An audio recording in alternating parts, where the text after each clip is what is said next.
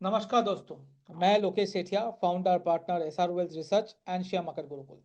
आप सबको मेरे इस चैनल पे स्वागत करता हूँ। दोस्तों, आज जो हम बात करने वाले हैं ना, निफ्टी अपने लाइफ टाइम हाई के एकदम करीब है। एक बार तो उसको पार भी किया है। बैंक निफ्टी ने 2 महीना पहले ही, 1 1.5 महीना पहले ही अपना लाइफ टाइम हाई को क्रॉस कर चुका है। अब क्या, अब हमें निफ्टी क्या लग रहा है, बैंक निफ्टी क्या लग रहा है, और कौन से ऐसे सेक्टर हैं जो एक जबरदस्त आउट परफॉर्मेंस दिखा सकते हैं, उसके बारे में हम बात करेंगे। सेक्टर के अंदर के जो स्टॉक्स हैं, वो हम आने वाले कुछ दिनों में एक एक अलग अलग सेक्टर वाइज उसमें कौन सा स्टॉक्स हमें अच्छे लग रहे हैं, उसके बारे में बात करेंगे।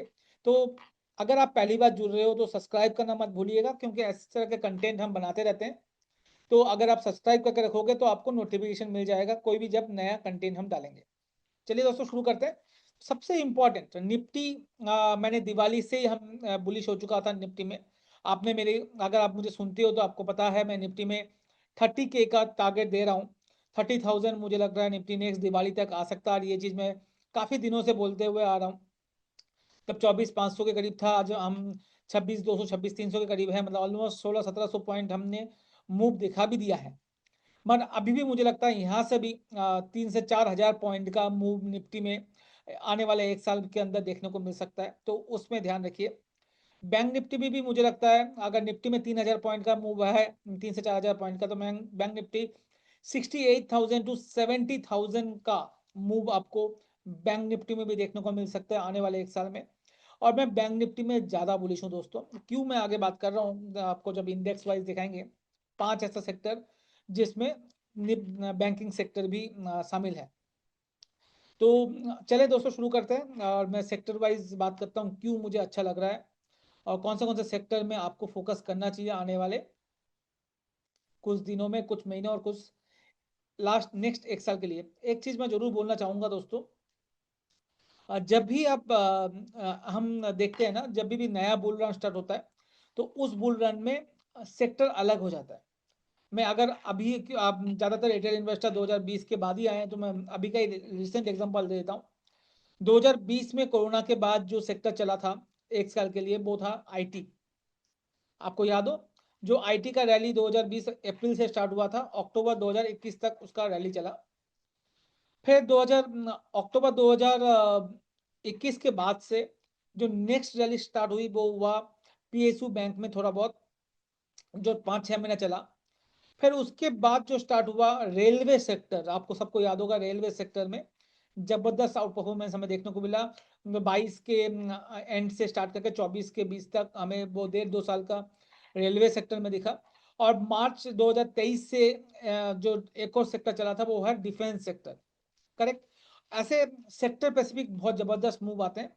तो आपको ध्यान रखना है, हर बुल रन में एक या दो या तीन सेक्टर ऐसे होते हैं जो जबरदस्त आउट परफॉर्मेंस कर रहे हैं।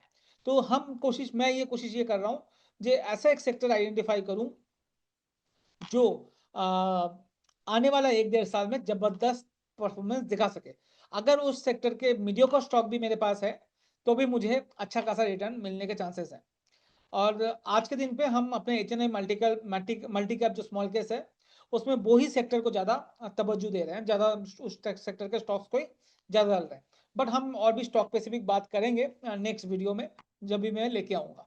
चलिए शुरू करते हैं। मैं अपना स्क्रीन शेयर कर लेता हूँ। सबसे पहला जो सेक्टर है दोस्तों, उसका नाम है ऑटो सेक्टर। सबसे पहला जो सेक्टर है उसका नाम है ऑटो सेक्टर, जो हम बात कर रहे हैं। अगर आप देखेंगे तो यहाँ पर एक जबरदस्त अप मूव हमें पिछले कुछ दिनों से ऑलरेडी देखने को मिल रहा है। अगर आप नीचे लेवल से देखेंगे 19,300 से लेके 27,000 तक का मूव पिछले करेक्शन के बाद से, मतलब आप ये देखिए जो सितंबर अक्टूबर में करेक्शन हुआ था उसके बाद से, मतलब 7 अप्रैल 2025 में इसने ऑलरेडी 43% का रिटर्न ऑलरेडी ऑटो इंडेक्स ने दे दिया। नीचे के लेवल से 40, आपने अभी ध्यान भी नहीं दिया होगा, 43% का रिटर्न ऑटो इंडेक्स ने इस टाइम फ्रेम में लास्ट 4 5 महीने में दे दिया है। और जबरदस्त आप मूव दिखा रहा है और अपने लाइफ टाइम हाई को ये भी आप क्रॉस करने लगा है। करेक्ट। तो ये एक बहुत बड़ा सेक्टर आपको देखने को मिलेगा। हमारे रैंकिंग में ये 4 आ रहा है वीकली चार्ट पे।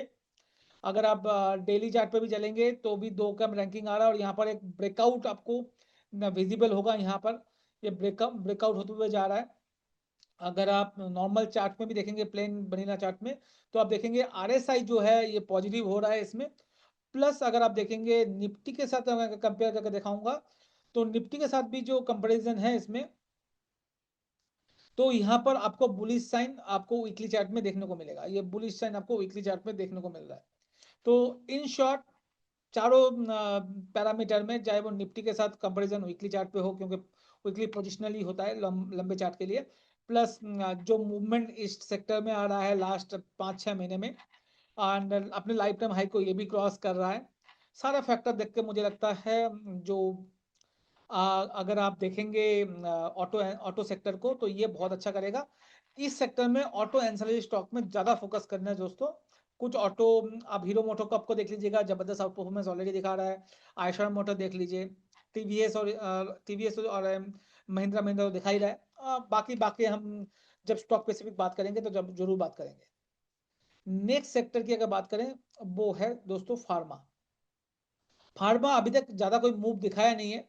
फार्मा अगर मैं ये वाला वीक छोड़ दूं, तो यहाँ से 20,000 से 22,000 का मूव भी आया है, बट एक चार्ट पे ब्रेकआउट आपको फार्मा सेक्टर में देखने को मिलेगा।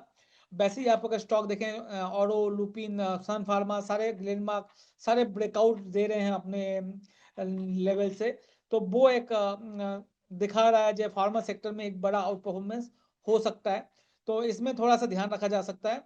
अगर आप डेली चार्ट में भी देखेंगे, इसमें अगर आप, मैं रैंकिंग को हटा के नॉर्मल चार्ट में जाता हूँ, तो आप देखेंगे ये आरएसआई जो है अब 60 के ऊपर क्रॉस करने की कोशिश कर रहा है।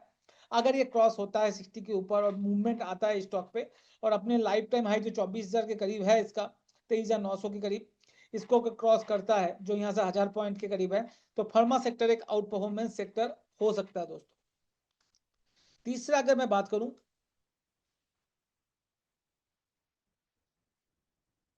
मेटल। मेटल में अगर ध्यान से देखें दोस्तों, मेटल में थोड़ा सा वॉलेटिलिटी जरूर रहेगा, अप्स एंड डाउन बहुत ज्यादा रहेगा। अगर कोई मेटल इंडेक्स में इन्वेस्ट कर रहा है, मेटल स्टॉक में इन्वेस्ट कर रहा है, तो ये चीज जरूर ध्यान में रखिएगा। यहाँ पर आपको बड़े मूव आएंगे, चाहे वो ऊपर की तरफ हो चाहे वो नीचे की तरफ हो। जब करेक्शन भी आता है, तो यहाँ पर बड़े बड़े करेक्शन आते हैं। नॉर्मल सेक्टर में जहाँ 3-4% का आएगा, तो यहाँ 8-9% का आएगा, क्योंकि ये सेक्टर बहुत वॉलेटाइल है। अब अगर उस पॉइंट ऑफ व्यू से बात करें, तो नीचे के लेवल से आप देखिए, यहाँ से 7,600 से ऑलरेडी 10,200 चल रहा है, और ये इंडेक्स काफी अच्छा कर रहा है, अपने लाइफ टाइम हाई को बहुत पहले ही इसने क्रॉस कर चुका है। आरएसआई एक बार 60 के ऊपर जा चुका है, बाद में जो करेक्शन हमने देखने को मिला लास्ट 2-3 वीक में, वापिस ये पॉजिटिव सिग्नल दिखा रहा है। कल आपने देखा होगा सिल्वर में लाइफ टाइम हाई बना, कॉपर अपने लाइफ टाइम हाई में ट्रेड कर रहा है, कल जबरदस्त मूव आया, निकल में अच्छा आ रहा है। जितने भी कमोडिटी है वहां पर भी एक अच्छा खासा मूव आ रहा है। तो मेरा मानना है मेटल सेक्टर में अगर आप अच्छे स्टॉक लेके बैठते हो, तो अच्छा मुनाफा बन सकता है आने वाले एक साल में। तीसरे की बात करें, तो पीएसयू बैंक की अगर बात करें, तो पीएसयू बैंक तो सबसे अच्छा मुझे फीलिंग हो रहा है अभी इस रैली में। सबसे ज्यादा चांस है पीएसयू बैंक, जो डिफेंस में और रेलवे में हमने देखा था, वही चीज मुझे पीएसयू बैंक में होते हुए दिख सकता है। अभी तक लास्ट करेक्शन के बाद अगर देखेंगे, तो 25 मार्च के बाद से आप देखेंगे, तो ये ऑलरेडी 50% से ज्यादा रिटर्न ऑलरेडी दे चुका है, और जबरदस्त अप मूव दिखा रहा है पीएसयू सेक्टर। चाहे आप कैन बैंक देखो, बैंक ऑफ बड़ौदा देखो, पीएनबी देखो, एसबीआई देखो, सब में अच्छा मूव आपको देखने को मिलेगा। आरएसआई बहुत जबरदस्त अप मूव में है।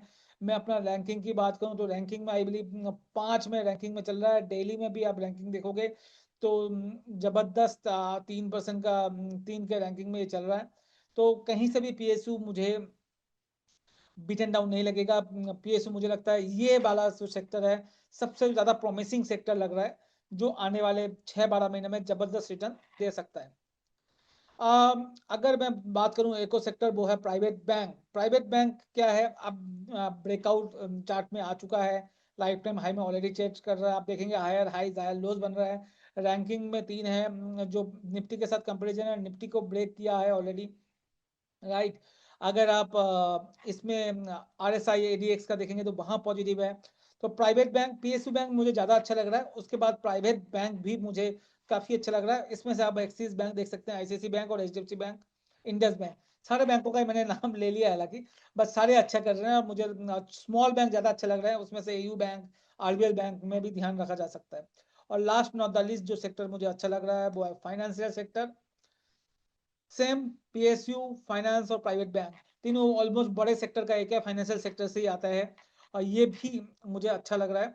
तो आप देखिए, आप चार्ट पे देखेंगे जबरदस्त ब्रेकआउट आपको दिखेगा। रैंकिंग की बात करें वीकली में तो रैंकिंग में 3 चल रहा है, डेली में बात करें तो डेली में भी 2 चल रहा है। निफ्टी को ऑलरेडी अच्छी तरह से बीट कर पा रहा है। आरएसआई अगर देखेंगे आरएसआई पॉजिटिव है, बहुत बढ़िया। तो mainly finance sector, auto and pharma और मेटल, ये 3 या 4 जो सेक्टर है मुझे लगता है आने वाले 6-12 महीने में एक जबरदस्त परफॉर्मेंस दिखाएगा।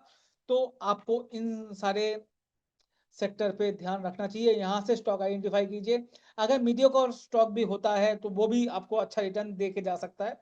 क्वालिटी में कॉम्प्रोमाइज ना करें तो ज़्यादा अच्छा है, मैं हमेशा ये बोलता हूँ, क्वालिटी में कॉम्प्रोमाइज ना करें। बहुत जनों ने भारतीय एयरटेल को छोड़ के वोडाफोन लिया लास्ट 4 साल में। वोडाफोन 16 रुपए का 8 रुपए 10 रुपए चल रहा है और भारतीय एयरटेल 400 का 2,000 2100 रुपए चल रहा है।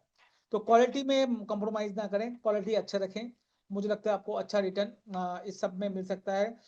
कैसा लगा मेरा ये एनालिसिस जरूर आप बताइएगा, और कौन से सेक्टर आपको लगता है आउट परफॉर्म कर सकता है वो भी जरूर बताइएगा। यस, डिफेंस भी अच्छा करेगा बट मुझे लगता है ये सेक्टर जो 4-5 सेक्टर की मैंने बात की वो ज़्यादा अच्छा कर सकते हैं। तो आज के लिए इतना ही। अगर सब्सक्राइब नहीं किया तो वापिस एक बार मैं आप लोगों को बोलता हूँ सब्सक्राइब कीजिए, क्योंकि इस तरह का कंटेंट हम लाते रहते हैं। आपका नहीं तो वो मिस हो जाएगा। अगर अच्छा लग रहा है मेरा कंटेंट तो प्लीज़ लाइक कीजिए, शेयर कीजिए अपने दोस्तों के साथ, और नहीं लग रहा तो डिसलाइक भी जरूर कीजिए। और वो भी बहुत इंपॉर्टेंट है, जिससे हमें सीखने को मिलता है क्या और अच्छा कर पाए आप लोगों के लिए। थैंक यू वेरी मच सुनने के लिए।